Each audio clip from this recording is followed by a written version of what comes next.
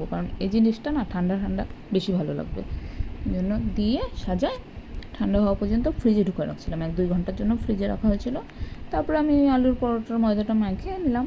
এখন আমি কি মাখিয়ে রাখি একবারে, 9টা বাজে গেছিলো, আবার পরে এসে মাখবো, একটু পরোটার ময়দা একটু আগের থেকে মাখলে ভালো হয়।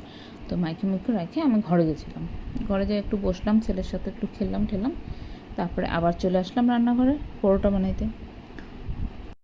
আলুর পরোটা যেহেতু নরম পুরটা হয়, তো বানানোটা একটু রিস্কের ব্যাপার, মানে বেলতে গিয়ে ফেটে ফেটে চলে আসে, তখন পরোটাটা অতটা ভালো হয় না, দেখতেও ভালো লাগে না, তাই অনেক সাবধানে কাজ করতে লাগে। সাবধানেই করলাম, পুরটা ভরে রুটিটা বেলে সেঁকলাম। তো ভাবছিলাম যে পনির বানাবো, সকাল থেকে এটাই মাথায় ছিল, পনির আনাও রাখছিলাম জিও মার্কেট থেকে, ওই জন্য কড়াই পনিরের মশলাও সকাল সকাল বানায় রেখে দিয়েছিলাম যে কড়াই পনির বানাবো। তারপরে সকাল থেকে বিকাল হতে হতে চিন্তাধারা বদলায় গেল, আর আমার মাথায় যেটা আসে সেটাই বললাম, থাক পনিরটা কাল পরশু খাই নিব, এখন আলুর পরোটা দিয়ে, আর পনির দিয়ে আলুর পরোটা ভালো লাগবে না, এটা অনেকবার ভাবতে ভাবতে ভাবতে ভাবতে তারপরে ভাবলাম মিষ্টি কিছুই বানাই, তো ওই জন্যই ব্রেড মালাই বানালাম।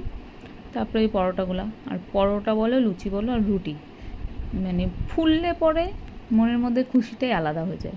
তো আলুর পরোটাগুলো ভালোই ফুলতেছিল, 1-2টা ফুলে নেই, যতগুলো ভাজছি তার মধ্যে 1-2টা খালি ফুলে নেই, ওই যে মানে বেলতে গিয়ে একটু ফেটে ফেটে বেড়ে চলে আসছিলো, ওই জন্য ফুলে নেই। তারপরে ভালো মতো সবগুলো পরোটা ভাজছে সবাইকে দিয়ে আমিও খাই নিলাম, তারপরে চলে আসলাম ঘরে। তারপরে এই যে আমার মিন্ত্রার থেকে একটা পার্সেল আসছিলো এমক্যাফিনের বডি ওয়াশ, বডি লোশন আর বডি স্ক্রাব, এটা সেটটাই নিলাম, সেটটা নেওয়াতে অনেকটা ডিসকাউন্ট পড়লো, তো 50% অফে আমি পেয়েছিলাম, তো এটা নিলাম। এটা ওপেন করছি, ছেলে দেখে ওটা দিয়ে খেলবে, খেল কিছুক্ষণ, নতুন জিনিস যেটা দেখে ওটাতেই খুশি। তারপরে ও কিছুক্ষণ খেললো। আজকের ব্লগটা এটুকুই, টাটা বাই বাই।